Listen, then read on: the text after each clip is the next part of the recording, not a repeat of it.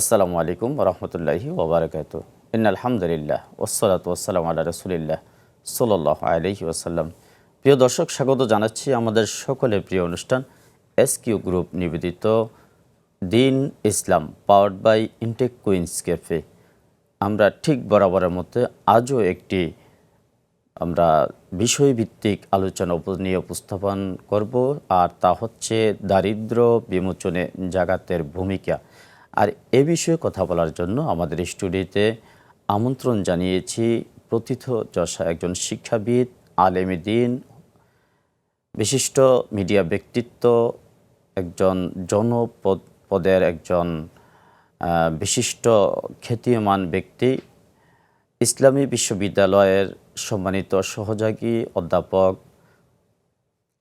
হাফেজ মাওলানা doctor advocate মুবারক হোসাইন মহোদয়কে আমাদের স্টুডিওতে আমরা আজকে প্রোগ্রামে আমরা বরণ করে নিচ্ছি ইনশাআল্লাহ তাআলা। আসসালামু আলাইকুম রহমতুল্লাহ। ওয়ালাইকুম আসসালাম রহমতুল্লাহি ওয়া বারাকাতুহু। জি স্যার, আপনি কেমন আছেন? জি আলহামদুলিল্লাহ, ভালো আছেন? জি আলহামদুলিল্লাহ, আমিও ভালো আছি। আল্লাহ দরবারে শুকরিয়া করছি। রাসূলের উপর দরুদ ও সালাম প্রেরণ করে আমরা যাব আমাদের সরাসরি মূল অনুষ্ঠানে ইনশাআল্লাহ তাআলা। আমি ওপেনিং বলেছিলাম যে আমরা জাকাতের দারিদ্র বিমোচনে জাকাতের ভূমিকা নিয়ে কথা বলবো ইনশাআল্লাহ তাআলা। কারণ আমরা ইদানিং আমরা জাকাত দিচ্ছি তো দিচ্ছি সবাই জাকাত দিচ্ছে, কিন্তু জাকাতটা দেওয়ার পরেও আজও আমরা সেই দারিদ্রতার সীমার অনেক যতটুকু আছে সীমার অনেক বাহিরে রয়েছে, আমরা কাছাকাছি যেতে পারি নাই, যে স্বাবলম্বী এখনও হতে পারি নাই আমরা। তো এই বিষয় নিয়ে ইনশাআল্লাহ তাআলা আপনি কথা বলবেন। ধন্যবাদ আপনাকে। আমি আজকের এই লাইভটি দেশ থেকে দেশের বাইরে থেকে যারা দেখছেন, আমি সবাইকে অন্তরস্থল থেকে মাহে রমজানের শুভেচ্ছা জানাচ্ছি। আজকে একটি গুরুত্বপূর্ণ টপিকস, যে দারিদ্র বিমোচনে জাকাতের যে ভূমিকা।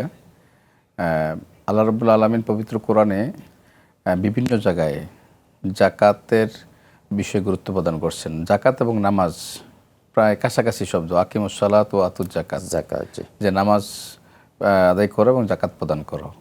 পবিত্র কোরআনের প্রত্যক্ষ পরোক্ষভাবে নামাজের কথা আসছে প্রায় 82 বার, আর শুধু জাকাতের কথা আসছে 32 বার, আর জাকাত এবং নামাজের ব্যাপারে কথা আসছে প্রায় 28 বার। মানে জাকাত এবং নামাজের একসাথে যৌথভাবে আসছে 28 বার। আর তো এই ক্ষেত্রে দেখা যাচ্ছে যে জাকাতের সাথে নামাজের সম্পর্কটা বেশি। মুআয ইবনে জাবালকে যখন একটা প্রদেশের গভর্নর হিসেবে প্রেরণ করা হয়, তাকে প্রথমে নির্দেশ দেওয়া হয়েছে যে তুমি প্রথমে যারা কালেমার দাওয়াত দিবে, যখন কালেমার তারা দাওয়াত অংশগ্রহণ করবে তখন নামাজের কথা বলবে, তারপরে জাকাতের কথা বলবে। তাকে নির্দেশ দিয়ে একটা গভর্নর প্রদেশের নির্দেশ দেওয়া হয়েছে, একটা প্রদেশের গভর্নর বানানো হয়েছে। তো রাসূল সাল্লাল্লাহু আলাইহি সাল্লাম মদিনাতে ইসলামী রাষ্ট্র প্রতিষ্ঠিত হওয়ার পরেই মূলত জাকাতের বিষয়ে বেশি গুরুত্ব আরোপ করেন এবং জাকাত আদায় করে একটি বাস্তব যে প্র্যাকটিক্যাল এক্সাম্পল। রাসূল সাল্লাল্লাহু আলাইহি সাল্লাম হচ্ছেন আমাদের সকল কিছুর ক্ষেত্রে আমাদের মডেল এবং আল্লাহ রাব্বুল আলামিন নিজেই বলেছেন উসওয়াতুন হাসানাহ বলেছেন, লাকুম ফি রাসূলিল্লাহি উসওয়াতুন হাসানাহ, যে রাসূল সাল্লাল্লাহু সকল কাজের ক্ষেত্রে আল্লাহ রাসূল মডেল দিয়েছেন। জাকাতের বিষয়ে একটি বিশাল নজির স্থাপন করেছেন এবং জাকাতের কর্মসংস্থানে এবং জাকাত যে দারিদ্র বিমোচন হয় সেক্ষেত্রে 4 খোলাফায়ে রাশেদিন তারা কিন্তু উত্তম এক্সাম্পল তৈরি করেছেন। যেমন হয়তো ওমর রাদিয়াল্লাহু আনহু সুন্নামলের কথা যদি আমরা বলি, যে এমন বেশি জাকাতের একটা প্রতিষ্ঠিত করতে সক্ষম হয়েছিলেন যে পরবর্তীতে জাকাত নেওয়ার জন্য কোনো পাপক পাওয়া যাচ্ছিল না। সুবহানাল্লাহ। এরকমভাবেই একটা ওনারা জাকাত থেকে এত বেশি গুরুত্ব দিয়েছেন। হযরত আবু বকর রাদিয়াল্লাহু আনহুর শাসনামলে যারা জাকাত দেন তাদের বিরুদ্ধে যুদ্ধ ঘোষণা করেছেন। তো জাকাত প্রতিষ্ঠার মাধ্যমে অনেক প্রদেশে যেখানে জাকাত চালু হওয়ার পরেই দেখা যাচ্ছে যে ওই এলাকায় জাকাত নেওয়ার মতো আর লোক পাওয়া যাচ্ছিল না। এরকম অনেক প্রদেশ, অনেক গভর্নর আমলেই এরকম দৃষ্টান্ত ইসলামে রয়েছে। তো জাকাতের মূল বিষয় হচ্ছে যে দারিদ্র কীভাবে বিমোচন করা যায়, মানুষকে কীভাবে স্বাবলম্বন করা যায়। এক্ষেত্রে 3টা বিষয়। একটা হচ্ছে জাকাত দেওয়ার মাধ্যমে মানুষের মালের পবিত্রতা অর্জন হয়। জাকাত দিলেও আমরা অনেকে মনে করি মাল কমে যায়, কিন্তু এটা মানুষের একটা প্রথাগত একটা ভুল ধারণা। জাকাত যত বেশি দিবে মানুষের মাল তত বেশি বৃদ্ধি পাবে। এইটা যদি মানুষের ভিতরে থাকে তাহলে কিন্তু অটোমেটিকলি মানুষের জাকাত দেওয়ার ব্যাপারে একটু মানুষের আগ্রহ তৈরি হবে।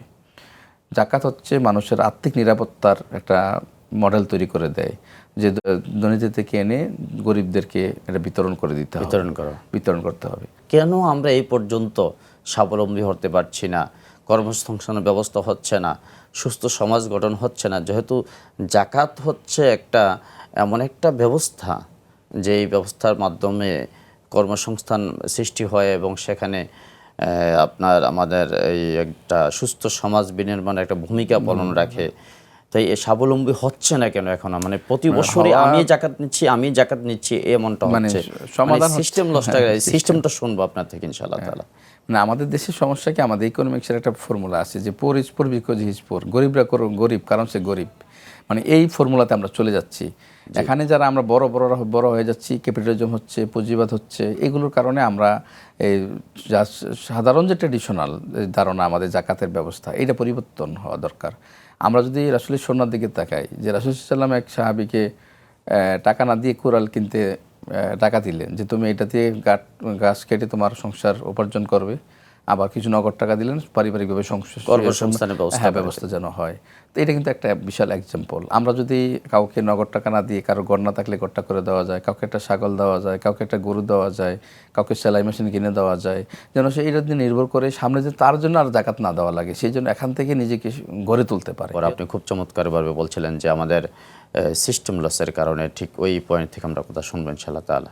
আমি যেমনটি বলছিলাম যে জাকাতে যদি সুন্নাহ পদ্ধতি অনুসরণ করা হয়, যে খোলাফায়ে রাশিদিনের আমলে যে জাকাতের ব্যবস্থা প্রচলন ছিল, যে মানুষের প্রকৃতপক্ষে তাকে স্বাবলম্বী করার উদ্দেশ্যে কাউকে জাকাত প্রদান করা, তো সেই ক্ষেত্রে রাষ্ট্রীয় ব্যবস্থাপনা যদি করা যেত তাহলে সবচেয়ে বেটার। কারণ হচ্ছে রাষ্ট্র যদি জানে যে রাষ্ট্রে তো সকল মানুষের হিসাব তাদের কাছে আসে, যে না তোমাকে 2.5% জাকাত এই খাতে তোমাকে দিতে করতে হবে, এটা বাধ্য করা যদি যায়, তার বাংলাদেশে তো অনেক মন্ত্রণালয় আছে, সরকার যদি মনে করে যে জাকাত মন্ত্রণালয় একটা দিবে, সেটা তারা এটা সুষ্ঠু নিয়ন্ত্রণ করবে এবং সেভাবে প্রতি বছরে টার্গেট করে যারা আসলে প্রকৃতপক্ষে জাকাত প্রাপ্য তাদেরকে সেই ইয়েটা প্রদান করবে, স্বাবলম্বী করার চেষ্টা করবেন। এটা যদি করা যায়, শুধু রমাদানের জন্য বসে থাকতে হবে না, রমাদানের জন্য বসে থাকতে হবে না, কিন্তু একটা ম্যানেজমেন্ট থেকে কিন্তু সিস্টেম ওয়াইজে চলে যাবে সম্ভব। কারণ আমাদের এর মাঝে আপনার মাঝখান দিয়ে আমি একটু কথা বলি, এর মাঝে আমাদের সমাজে প্রায় অনেক সমাজে আমরা যেমনটা রয়েছে, যেমন সিস্টেম লস, আবার একটা সিস্টেমকে আপগ্রেড করার জন্য অনেকে সামাজিকভাবে অনেক মানে কিছু কিছু জায়গায়, একেবারে খুব কম জায়গায় আছে, ওনারা নিজ উদ্যোগে এই কাজটা করছেন। তো এই কাজটা কি আমরা করতে পারি এটা এমনটা যে নিজেরা একটু উত্তোলন করে সেটাকে আবার আমরা নিজেরা ওইভাবে স্বাবলম্বী করার জন্য তাকে দেওয়াটা? এটা মানে আমাদের দেশে গভর্নমেন্টের কোনো সিস্টেম ডেভেলপমেন্ট না থাকার কারণে আমাদের সমাজে কিছু কিছু সামাজিক সংগঠনগুলো এরকম করেন যে এলাকার 50-60 জন ছেলেরা মিলে এলাকার মানুষের স্বাবলম্বী করার উদ্দেশ্যে তারা নিজেদের জাকাতের টাকাটা এক জায়গায় করে হয়তো গরু দিচ্ছেন, অথবা ছাগল দিচ্ছেন, অথবা কাউকে সেলাই মেশিন কিনে দিচ্ছেন, কাউকে টিউবওয়েল তৈরি করে দিচ্ছেন। এটা একটা নিজের উদ্যোগে কম্পিউটার দিচ্ছেন। মানে যাকে স্বাবলম্বী যেভাবে যাকে করা দরকার সেভাবে যদি উদ্যোগ নেয়, সেটা একটা ভালো সিস্টেম। মনে করি যে শাড়ি লঙ্গি কাপড় দেওয়ার চেয়ে এটা যদি তাকে দিয়ে একটা কর্মসংস্থান তৈরি করে দেওয়া যায়, তাহলে পরবর্তীতে সে আর বেকারত্ব থাকলো না, সে কর্মসংস্থান তৈরি হয়ে গেল, 2-4 বছর পরে সে নিজে জাকাত দেওয়ার অবস্থা হবে। আমাদের দেশে এরকম মানে পরিসংখ্যান হিসাব করে গেছে, যদি সুষ্ঠু নিয়ম পদ্ধতিতে 3 বছর জাকাত দেওয়া যায়, তাহলে দেশে জাকাত খাওয়ার মতো অবস্থা থাকবে না, অটোমেটিকলি খুব স্বাবলম্বন হয়ে যাবে। অনলি 3 ইয়ার্স, মানে 3 বছর এই সিস্টেম ডেভেলপমেন্ট করে যদি কাজ করা যায়, তাহলে অটোমেটিকলি জাকাত দেওয়ার মানে মানুষের জাকাত খাওয়ার মতো অবস্থা থাকবে।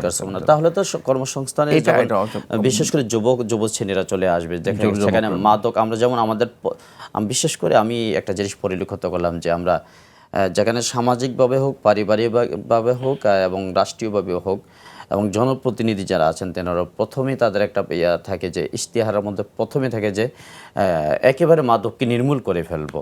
তো আমি তো আজকের আপনার আলোচনা থেকে বুঝতে পারলাম যে যদি এই কর্মসংস্থানের ব্যবস্থা করা হয়, তাহলে তার মাদকের ব্যবসা করার কোনো প্রয়োজন হয় না। তাই এটা কেমন করে দেখছেন আপনি? হ্যাঁ, এটাই হচ্ছে যে আমাদের দেশে মানে লিগ্যাল ব্যবসাগুলো যদি মানুষের জন্য ওপেন করে দেওয়া যায় এবং সরকারি রেগুলেটরের মাধ্যমে যদি তাদেরকে তদারকি করা হয়, তাহলে দেখা যাচ্ছে যে আমাদের দেশে যেটা হচ্ছে, ব্যাংকগুলো প্রবলেম যেটা হচ্ছে, যাদের টাকা আছে তাদের কিন্তু লোন দেওয়া হচ্ছে। একজন মানুষ কর্মসংস্থান তৈরি করবে, নতুন এন্টারপ্রেনার তৈরি হবে, তাকে পরিকল্পিত করে অন্যান্য দেশে যেটা করে যে ক্লাসিফিকেশন করে ইয়াং উদ্যোক্তাদেরকে আরও এগিয়ে নেওয়ার জন্য তারা উদ্যোক্তা তৈরির জন্য একটা প্ল্যাটফর্ম তৈরি করে, যে বাংলাদেশ ব্যাংক থেকে তাকে একটা প্রজেক্টের জন্য এত টাকা দিয়ে দেওয়া হলো, সেই প্রজেক্ট থেকে নিজেকে ডেভেলপমেন্ট করবে, করার পরে তো টাকা আবার সে ব্যাক করছে, আবার আরেকটা উদ্যোক্তাকে দিতে পারে। এইভাবে যদি গভর্নমেন্টের পক্ষ থেকে আসে, এটা একটা বড় মানে আমাদের দেশে একটা ভালো সুযোগ তৈরি হবে। বাস্তবতা হচ্ছে যে জাকিদের নির্মূল করা দরকার, বা যেভাবে গভর্নমেন্ট লিগ্যাল অথরিটি ফোর্স করে যেভাবে নির্মূল করা দরকার, সেভাবে সরকারকে কার্যকরী উদ্যোগ নিতে হবে। আর নতুবা সমাজে অশ্লীলতা, বেহায়াপনা, মানুষের কর্মসংস্থান, ছোট চুরি, ডাকাতি, ছিনতাইকারী বাড়তেছে তাদের মানে লিগ্যাল পেশা নাই, শিক্ষিত হয়ে অনার্স মাস্টার্স করে সে বেকার, তো সে পরিবারের কাছে চাইতেও পারে না, বাস্তবতা কোনো কর্মও পাচ্ছে না, সে কি করবে? মাঝে মাঝে সে এই অসৎ উপায়ে কিন্তু তার মানে জীবনযাপন করা হচ্ছে। এই ক্ষেত্রে চুরি, ডাকাতি এবং ছিনতাই এবং আহাজারি যেগুলো বাড়ছেন, এই ক্ষেত্রে আমি মনে করি যে এটা দায়িত্বটা সরকারেরও আছে এবং সমাজ প্রতিনিধিদের আছে, জনপ্রতিনিধিদের আছে, এবং ব্যক্তি পর্যায়ে অভিভাবকদের সেটা সতর্ক থাকা দরকার। সমাজে মানে প্রফেশনালিজম সেটা না থাকাতে তরুণরা আজকে শিক্ষা অর্জন করার পরও তারা তারা জব পাচ্ছেন না। এখানে অনেক দলীয়করণ করা হচ্ছে, অথবা যোগ্যতাকে প্রাধান্য না দিয়ে দলীয়করণকে প্রাধান্য দেওয়া হচ্ছে।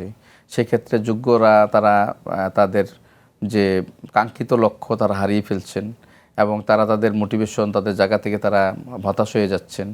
এবং এই ক্ষেত্রে মানে আমাদের ইলিগাল অ্যাক্টিভিটি সমাজে বৃদ্ধি পাচ্ছে।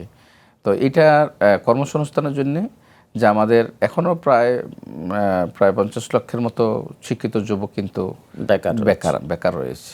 তো এইগুলো যদি পরিকল্পিতভাবে তাদেরকে যদি মেধার মূল্যায়ন করে, এবং বিশেষ করে আমাদের দেশে যেটা হচ্ছে হাজার হাজার কোটি টাকা কিন্তু বাইরে পাচার হয়ে যাচ্ছে, এই টাকাগুলোতে আমাদের দেশে ইন্ডাস্ট্রি ডেভেলপমেন্ট করা যেত, এবং ইন্ডাস্ট্রিগুলোতে ডিসেন্ট্রালাইজ করা যেত, যে না অমুক এলাকার অমুকটা প্রসিদ্ধ, এই এলাকায় এই ইন্ডাস্ট্রি গড়ে উঠবে, তাহলে ওই এলাকার অনেক যুবকরা এখানে কর্মসংস্থান তৈরি হওয়া সম্ভব হবে, তাদেরকে কাজে লাগানো সম্ভব। তো এরপর হচ্ছে রাষ্ট্রীয় ব্যবস্থাপনায় যদি এরকম টার্গেট নিয়ে কাজ করা যায় যে না আমাদের আগামী দিনে আমাদের এই এলাকার মানুষকে আমরা বেকার রাখবো না, তাহলে সরকার উদ্যোগ নিলে এটা সম্ভব। দেশের বাইরেও তাদেরকে প্রশিক্ষিত করে যদি পাঠানো যায়, তাহলে হিউজ পরিমাণে তারা রেমিটেন্সও পাঠাইতে পারে, দেশের অর্থনীতি চাকা সচল করতে পারে। আজকে অর্থনীতি চাকা সচলের পিছনে আমাদের প্রবাসী বন্ধুগণ একটা বিরাট ভূমিকা পালন করে যাচ্ছেন। মানে যেখানে আমাদের যেই বিশেষ করে পাশে অগাস্টের পরে যে গণ অভ্যুত্থানের পরে যে একটা বড় ধরনের অর্থনৈতিক দুর্ভিক্ষ, আমি মনে করছি যে এটা কিন্তু আমাদের বৈদেশিকদের রেমিটেন্সের কারণে কিন্তু হয়নি, না হলে একটা দুর্ভিক্ষ কিন্তু তৈরি হয়ে যেত। তো এই সর্বোপরি আমাদের ইসলাম is the complete code of life, যে ইসলাম হচ্ছে মানুষের একটি পূর্ণাঙ্গ জীবন ব্যবস্থা। সকল কিছুর মুক্তি একমাত্র ইসলামে দিতে পারেন, দুনিয়ার কল্যাণ, আখেরাতের মুক্তি। কারণ মানুষ কিভাবে চললে, কিভাবে তার জীবনযাত্রার মানকে ডেভেলপমেন্ট করলে সে দুনিয়া সফলতা লাভ করতে পারবে, আখেরাতে তার মুক্তি লাভ করতে পারবে, ইসলামে একমাত্র কমপ্লিটলি বলে দেওয়া আছে। তো আমাদের সবাইকে আমাদের ইসলামের দিকে ফিরে আসতে হবে।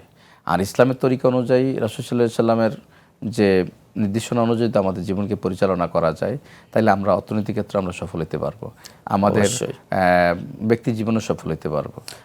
রাষ্ট্রীয় জীবনে ছোট্ট করে শুনবো, যারা যাকাত দিচ্ছেন, আপনি যেহেতু একজন ম্যানেজমেন্টের, আপনি একজন সহযোগী অধ্যাপক ম্যানেজমেন্টের আপনি পড়ান, তো আপনার ওই দিক থেকে আপনি যারা যাকাত দিচ্ছেন, যারা তাদের উদ্দেশ্যে কি বলবেন, যে তারা জাকাতটা কিভাবে দিলে ইয়ে হবে?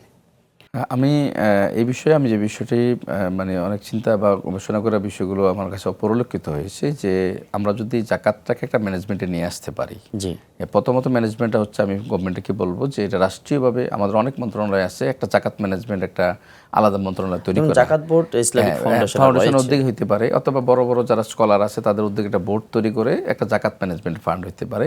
এটা গভর্নমেন্ট জানে, যেমন ট্যাক্স আদায় করতেছি সরকার, গভর্নমেন্ট যদি মনে করে যে না আমি জাকাতটা এইভাবে আদায় করে নিব, এটা অসম্ভব কিছু না, সরকারের পক্ষে এটা সম্ভব, তাহলে সবচেয়ে বেশি উত্তম হবে এবং আমাদের দারিদ্র্য বিমোচনে সবচেয়ে বড় ভূমিকা পালন করবে। তাহলে আপনার প্রথম একটা দাবি হচ্ছে, মানে আমরা গভর্নমেন্টের কাছে, গভর্নমেন্টের কাছে বিশেষ করে ধর্ম বিষয়ক মন্ত্রণালয় অধীনে একটা জাকাত মন্ত্রণালয় হইতে পারে, সেটা শুধু জাকাত, যদিও জাকাত করবে, মানে জাকাত আছে, কিন্তু আলাদাভাবে জাকাত ম্যানেজমেন্ট মন্ত্রণালয় তৈরি করা। একদম, জি, এরপরে শুনবো। হ্যাঁ, তারপরে যে বিষয়টি দরকার সেটা হচ্ছে আমাদের দেশে বিশেষ করে যারা আলেম ওলামা ফকি যারা আছেন, তারা যেমন সেন্টার ফর জাকাত ম্যানেজমেন্ট যেটা কিছুটা কাজ করার চেষ্টা করে যাচ্ছেন, যে তারা জাকাতগুলো কালেকশন করে প্রকৃতভাবে একজন শিক্ষার্থী পড়তে পারে না তাকে সহযোগিতা করা, একজন অসহায় পরিবার আছে তাকে কর্মসংস্থান তৈরি করে ফেলা।